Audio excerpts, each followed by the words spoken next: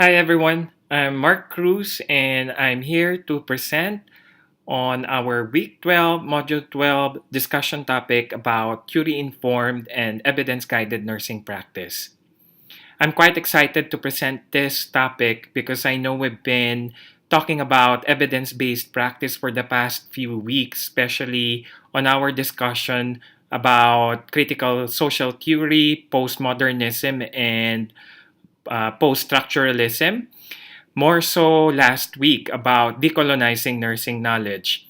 I hope that with this presentation, I'm able to capture the essence of evidence based practice and reflect on how it impacts our nursing knowledge and our nursing practice as well.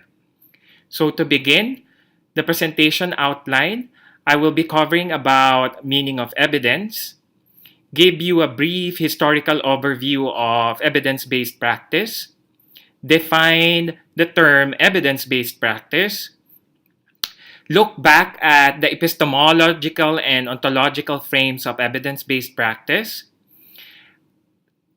showcase the advantages, and understand the limitations of evidence based practice in the development of nursing knowledge and nursing practice. And lastly, differentiate the terms evidence based, evidence informed, and theory informed and evidence guided practice. The learning outcomes for this specific module are the following. Define the different types of evidence required to provide holistic nursing care. Define evidence based practice and understand the advantages and limitations of this model for the development of nursing knowledge and practice. And lastly, differentiate evidence based from evidence informed and theory informed evidence guided practice. So let's look at the meaning of evidence. The word evidence contains the Latin root vedere, which means to see. Nursing's disciplinary recognition of multiple ways of knowing reflects an epistemological diversity that supports nursing praxis. Evidence in the traditional positivist scientific sense that underpins modern health sciences, as defined by Scott Findlay and Pollack, is merely one source of nursing knowledge and fundamental to the development of nursing knowledge. In the practice domain evidence, it is seen as a complex concept that warrants examination as it means different things to different people. In the Joanna Briggs Institute or GBI model of evidence based healthcare, evidence is conceptualized as the basis of belief, the substantiation or confirmation that is needed in order to believe that something is true. Health professionals seek evidence to substantiate the worth of a very wide range of activities and interventions, and thus, the type of evidence needed depends on the nature of the activity and its purpose. Now, let's take a closer look about the historical overview of evidence-based practice. Most people give credit to Archie Cochrane, a British epidemiologist and medical researcher who contributed to the development of epidemiology as a science, and who in the 1970s saw a need to examine the economics of healthcare and determine the financial cost of benefit ratio of medical treatments for the purpose of cost containment of healthcare. In 1993, Cochrane and others founded the Cochrane collaboration that has become the center of the worldwide evidence-based practice movement in medicine. The Cochrane collaboration is an international, non-profit, independent organization that focuses on interventions, precise and thorough library researches, and evaluation of evidence, and considers the randomized controlled trial or RCTs as the gold standard of research evidence. During the 1990s, evidence based nursing practice began to receive attention in the nursing literature. The idea of evidence based practice originated in the medical literature as a way to help ensure that high quality research was deliberately used in clinical decision making. Evidence based medicine incorporated a variety of empiric and non empiric knowledge forms arranged in a hierarchy as evidence. Evidence based nursing practice also focuses on the necessity of integrating quality research into practice decisions in order to provide high level nursing care. So let's now explore about issues of evidence. So the two questions that we want to answer are, what is considered evidence? How is evidence related to knowledge? An evidence-based approach to the practice of medicine defines the primary sources of evidence as randomized controlled trials and meta-analysis of RCTs. Evidence, according to the proponents of evidence-based medicine, is judged in relation to a hierarchy of evidence that is based on a study, design, and rigor, and grounded in a positivist, reductionist ontology and epistemology.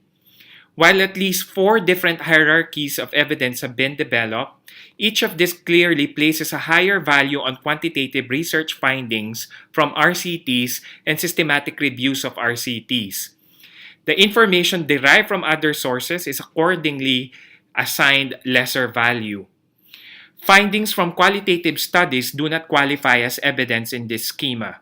Moreover, not only are qualitative findings excluded from the hierarchy of evidence, but there is also an implicit suggestion that such excluded findings represent a challenge or threat to real evidence.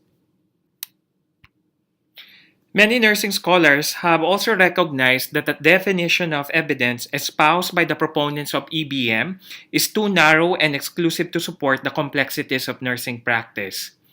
These scholars have been adamant in their insistence that nursing as a discipline adopt a broader definition of evidence, one that recognizes the influence of context on the application of evidence in practice and considers qualitative research findings. The call within nursing for a more inclusive understanding of evidence has begun to echo in the recent literature of other health disciplines. However, an inclusive definition of evidence is still problematic. As the definition of evidence expands, the issue of what constitutes evidence becomes more ambiguous. Where does one draw the line as to what one is willing to consider as evidence? Some scholars have expressed a willingness to push the meaning of evidence beyond research findings altogether and have proposed that clinical judgment and experience are forms of evidence as well. So now let's go to the definition of evidence-based practice. EBP is the conscientious, explicit, and judicious use of current evidence in making decisions about care of individual patients. Sackett in 2000 explained that the premise is that if nurses perform an action evidence, it should show that the action will produce the desired outcomes and that such outcomes are beneficial to patients.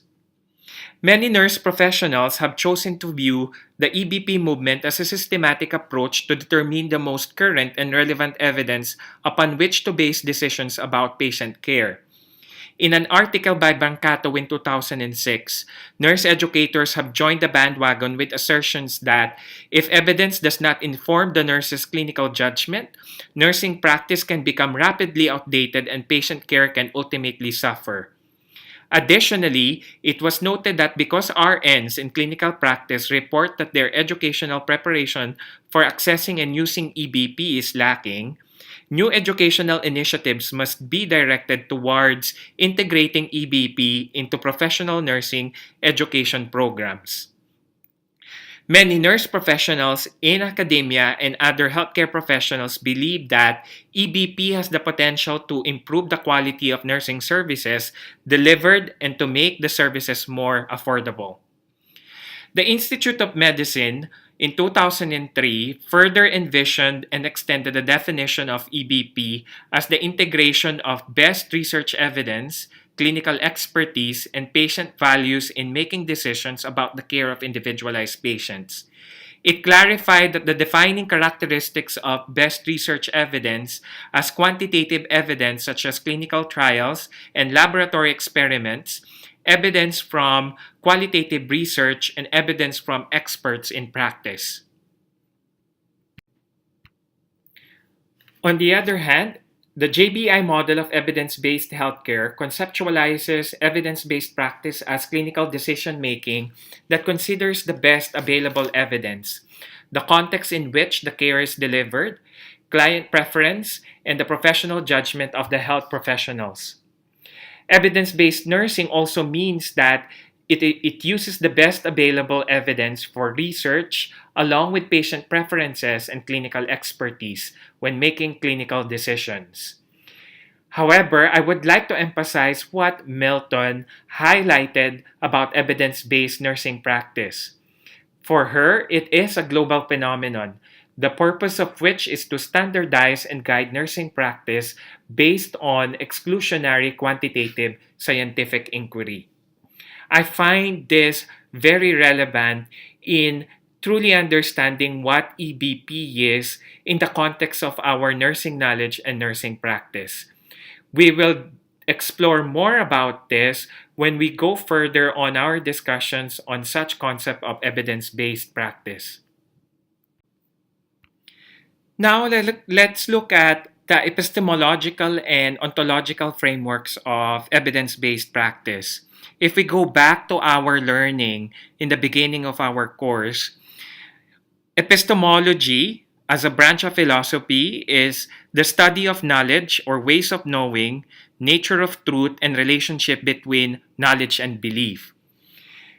Gwyneth Duane and Colleen Varco, in their article Knowledge Translation in Everyday Nursing From Evidence-Based to Inquiry-Based Practice, explore more about the epistemological framework of EBP. Given the epistemological frame that has been used within the topic of EBP, a central epistemological critique has been that the perception of a knowledge gap has been fostered by the kinds of knowledge that are assumed to constitute valid theory or evidence, and on which practice is subsequently based. Grimer and Kirkham describe that although EBP focuses on the integration of research evidence, clinical expertise, and patient values in clinical decision making, the overriding assumption has been that epidemiological and statistical research findings could be useful for influencing the effectiveness of clinical practice. By privileging empirical knowledge and emphasizing the application of that knowledge in nursing practice, EBP strategies such as best practice guidelines favor evidence from RCTs and offer linear approaches that fail to address the complex realities of nursing practice situations. This explanation alone questions the very fiber of epistemological philosophy of nursing practice, which is the study of knowledge. How are we now guaranteeing that EBP actually respects the other ways of knowing, the nature of truth, and the relationship between knowledge and belief? Next, we go to the ontological framework of EBP. Ontology is the study of theory of being, what is or what exists. Ricord describes that it is in the moments of action, at the level of the meaningful, mutually oriented, and socially integrated character of action, that the ideological phenomenon appears in all its originality. It is in particular moments of nursing action that one sees ideology and the ideological shaping of people and ontology. For this reason, the author contends that the critique of ideology can be and must be assumed in a work of self-understanding, a work that organically implies a critique of the illusions of the subject. That is, to understand and affect the interconnection of theory, evidence, and practice, an ontological inquiry at the action level is required because it is at the action level where the connections and disconnections of theory, evidence, and practice are experienced and embodied by people. Furthermore, Duane and Varco explained that ontological inquiry, like scientific inquiry, involves a conscious, intentional, and responsive process of reflexive inquiry into how particular ontologies and the knowledge and knowledge practices stemming from those ontologies are supporting the goals and values of nursing within particular practice situations. It involves recognizing the relational nature of one's own ontology and responding by questioning the meaning and consequences of that way of being. From this perspective, the central focus of knowledge translation is not how to get the theory and research evidence used in practice. It is understood that practice is always already evidence-based and theoretically informed. Therefore, the focus of knowledge translation becomes inquiring into one's way of being and how the prescribed intelligibility and the automation of being, knowing and acting, is shaping the interconnection of theory, evidence, and practice, and in particular, how it is limiting and or enhancing action towards particular goals. So after reviewing the epistemological and ontological frameworks of EBP, now let's explore about the advantages of evidence-based practice. Bernadette Milnick, in her editorial in 2014 entitled Evidence-Based Practice versus Evidence-Informed Practice, a debate that could stall forward momentum in improving healthcare quality, safety, patient outcomes, and cost, explores on the advantages of EBP.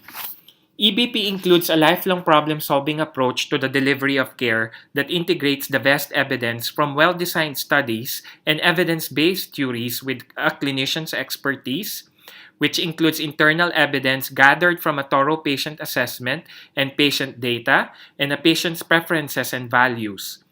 In EBP, the clinician's expertise and the patient's preferences and values are integral to the EBP decision-making process.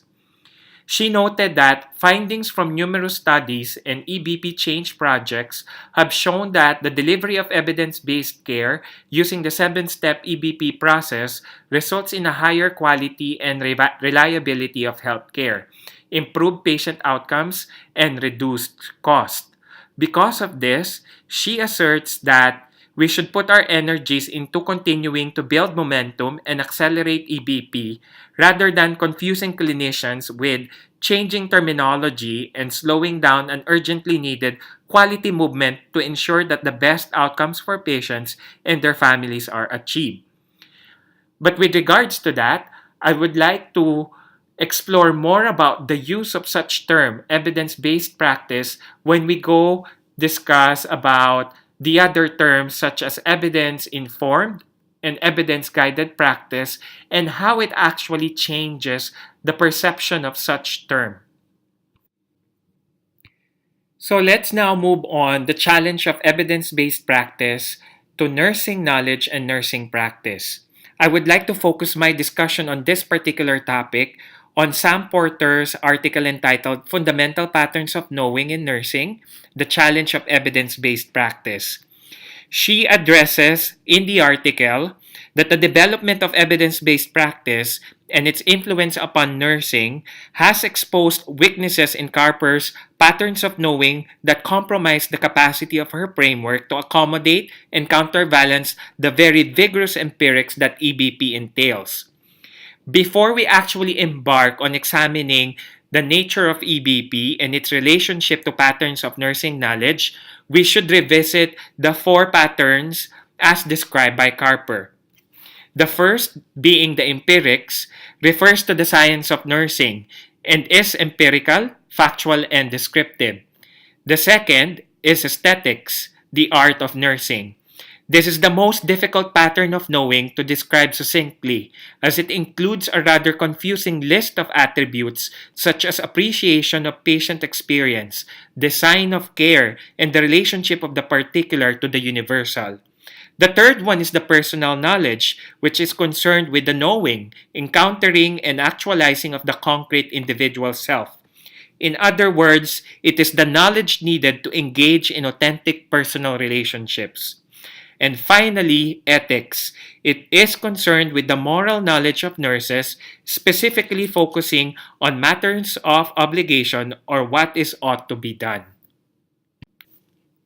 So after reviewing Carper's 4 patterns of knowing, let us now understand the critique of EBP in relation to each patterns of knowing.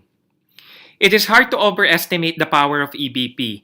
Starting out in the guise of evidence-based medicine, it has spread to other professional groupings to become one of the most significant developments in healthcare in the last 2 decades.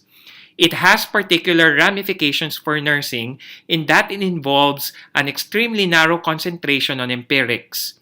Its reduction of healthcare knowledge to the bald empirism of identifiable linear relationships of cause and effect has caused many nursing scholars considerable disquiet. The reason for this disquiet is not difficult to ascertain, given the long-standing suspicion of the dominant position of empirics. With EBP, not only does empirics enjoy a total hegemony, either displacing, as in the case of aesthetics and personal knowledge, or incorporating, as in the case of ethics, alternative modes of knowing. It is also itself reduced to a very circumscribed and mechanistic interpretation of empirical knowledge.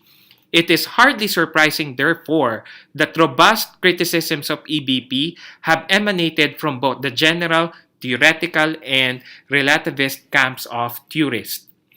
The conclusion that the gathering of empirical qualitative data is required to gain an understanding of the meanings that people have of health, illness, and care does not sit comfortably with the tenets of EBP, which has traditionally privileged quantitative research and specifically the randomized controlled trial as the superior method of knowledge acquisition. However, it is interesting to note that nursing researchers have taken the lead in widening the definition of evidence to include qualitative research through, for example, the development of the Joanna Briggs Institute. The success of these efforts to force a reappraisal of the sort of evidence upon which practice should be based reached an important landmark when that paragon of EBP, the Cochrane collaboration, finally included a chapter on qualitative research in the 2008 handbook. But the author of the article, Sam Porter, actually tells us we should not get too excited. Notwithstanding this significant breach of the ramparts, the Cochrane dogma still holds the RCT as its exemplary method. Next, we move to the pattern of personal knowing. Once again, we are faced with the problem of the ineffability of the core concept. As Carper puts it, one simply does not know about the self. One strives simply to know the self. This ineffability is again reflected in the unsatisfactory evidential example given by Fawcett, namely autobiographical stories about the genuine, authentic self. The problem with this form of evidence is its vulnerability to solipsism. While such an autobiographical tale may tell us how the nurse, assuming the author is a nurse, feels herself to have engaged in a genuine and authentic manner, the evidence remains that of the nurse's perspective, a perspective that may or may not be shared by those with whom she interacted.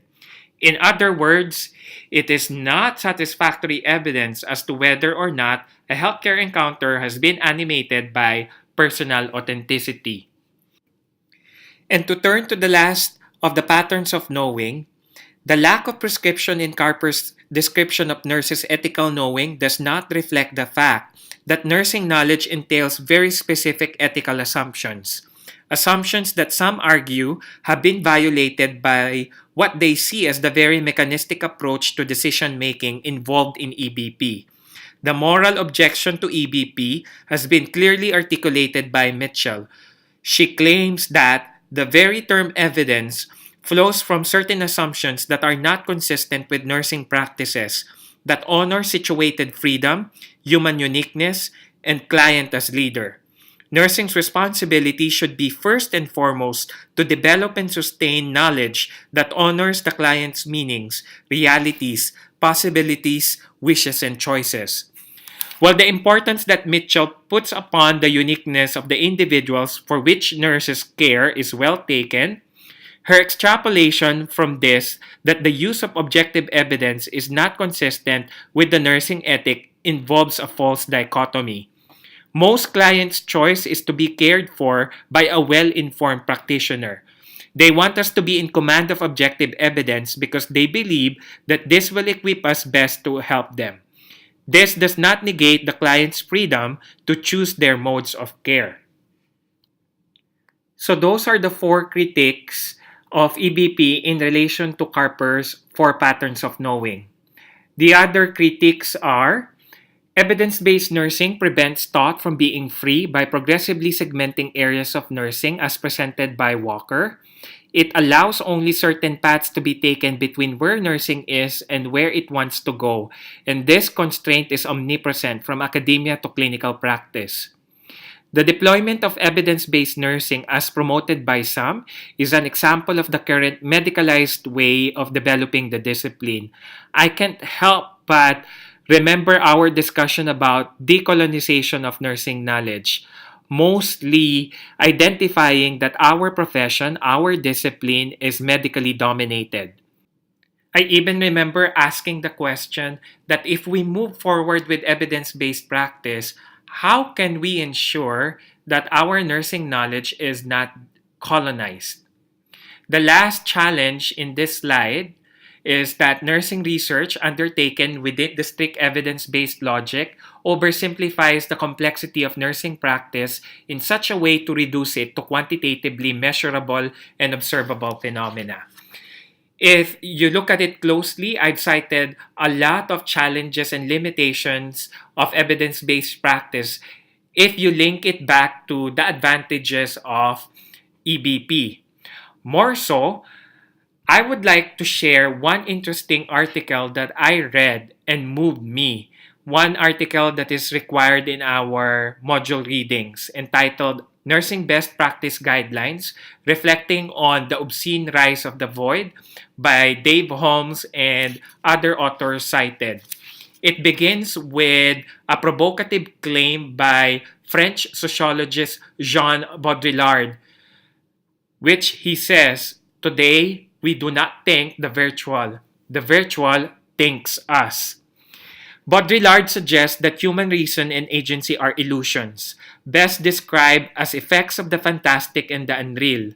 In his famous essay, Dust Breeding, published in 2001, he explains how a virtual nothingness or void can give the illusion of plenitude and reality. As an example, he turns to the phenomenon of reality television. I find this very interesting. In the English-speaking world, most readers would be familiar with Big Brother, The Real World, Survivor, and others of this genre. For Baudrillard, these shows radically call into question the meaning of the word real, and at the same time as they challenge our unreflective experience of reality. Reality no longer anchors us if it ever did. Rather, these shows teach us that man is an endless experimentation of himself, an exhibition without destiny or density. Wow, I find that quite moving and very intriguing. And to put that into nursing context, which is the essence of the article, we will explore about nursing best practice guidelines. The article was actually deployed as a provocative insight to argue that nursing best practice guidelines must be understood as dangerously illusory, virtual, and devoid of substance. According to the authors, we limit our particular analysis to the Canadian context and to a discussion of the Registered Nurses Association of Ontario, set in Canada's most populous province, with a population of approximately 13 million, according to Statistics Canada in 2006. In more general terms, this article claims that NBPGs and their correlate evidence-based movement threaten to supplant the reality of patient healthcare with a grand and insubstantial illusion. The best practice guidelines movement is ideologically driven, giving us ready-made tools, rules, and guidelines that ultimately impede nurses' critical thinking and serve as disciplinary technologies to govern nursing work. In this way, our political and ethical responsibilities are evacuated, surrendered to the ready-use machinery of BPGs. The nursing profession in Ontario, as Dave cited, increasingly is mobilized by the rise of this BPG void, a discourse that seduces at that same time as it paralyzes, a discourse that controls in part of obscuring its very own regulatory mechanism and systems of domination, a discourse that promotes and rewards action without critical thought. Nursing is losing the principles governing its action, losing the force of its reality. Furthermore, the author cited that identifying the best evidence means using epidemiological and biostatistical ways of thinking. Thus, we are not merely thinking of epidemiology or thinking of biostatistics. Thought itself becomes regulated by these disciplines. We do not think virtual. The virtual thinks of us. Other interesting aspects in the article cited are the following. Since their inception, the RNAO guidelines have been celebrated as a means for nurses to provide the highest levels of patient care. Ironically, however, there is little evidence to suggest that these guidelines actually result in improved patient outcomes. The evidence-based movement and the institution of BPGs arrive ready-made and ready to use. They provide the illusion of legitimacy and accountability because they tend to standardize and quantify nursing work. On a superficial level, the use of guidelines is seen as a mechanism to reduce uncertainties associated with clinical decisions, diminish variation around usual practices, demystify unfamiliar terminology, and decrease the need to search for journals and articles. BPGs may soon come to guide not only practice but the very thought processes, the ways of thinking that provide the epistemic underpinnings of day-to-day nursing practice. The BPG ideology casts nurses who endorse BPGs as ethical beings who look out for their patients' best interests. While these are noble ends, the means do not support them in this case. Further, the BPG ideology implies that those who do not integrate BPGs into their practice dismiss one of nursing's fundamental principles: safe, competent care. For me, I find it very prescriptive that I need to abide with nursing best practice guidelines in order to provide safe and competent care to my patients. And in that way, it actually limits my thought process, my critical thinking, that I will just basically follow what are the set standards, what are the set guidelines for practice in order to achieve the outcome that I will be safe and competent enough to provide care. And lastly, because BPGs are based on systematic reviews and best evidence, which itself lacks evidence of improved outcomes, scientifically speaking, BPGs are virtual science, spectacle, and illusion. Certainly, BPGs virtually answer nursing's quest for social and scientific legitimacy. But practicing nursing is not only a way of doing, as written in procedures or guidelines. Nursing practice must rely on critical reflection, a task that demands reading and debate. That being said, I know that we would have very thought-provoking and insightful discussion in this particular aspect of my presentation, and I look forward to that in our discussion post. So moving forward, I would like to differentiate the terms evidence-based, evidence-informed, theory-informed, and evidence-guided practice. So, based, as defined by Oxford Dictionary, is the use as the foundation or starting point of something. So if I connect it to evidence-based practice, it can be defined as a practice that is founded or started on evidence. While informed is defined as a decision or judgment based on understanding of the situation. So if I connect it to evidence-informed practice, it can be defined as a practice that involves decision-making that is based on the understanding of the evidence. Furthermore, evidence-informed practice is a problem-solving process in which practitioners are active stakeholders, not passive recipients. It is argued that to realize the potential of evidence-informed practice, there needs to be a shift in focus away from individuals to recognizing the involvement of multiple factors, specifically the multiple factors that shape the context of practice. Now, going to theory-informed and evidence-guided practice. Theory-informed practice can be defined as practice that involves decision-making that is based on the understanding of theory. I know most of us, if not all, will agree that our practice in nursing should be always theory-informed. Guided, on the other hand, is defined as showing or indicating the way to. So if I link to evidence-guided practice, it can be defined as practice that is directed or influenced by evidence. The question is, can informed and guided be used interchangeably? I personally think that I can use it interchangeably. But more than using it, I should know and understand the meaning of it. I prefer evidence informed or evidence guided practice more than evidence based because it tells me that my practice is not just absolutely based to evidence. I use evidence to influence or direct my practice depending on the decision that I will make, employing critical thinking and understanding the context of the patient situation. That being said, I guess the best terms to use are theory informed and evidence guided or evidence informed nursing practice. It somehow aligns to our nursing perspective. Nurses need to rely on critical reflection that yields best judgments to guide practice in a particular situation that is informed by all sources of knowledge.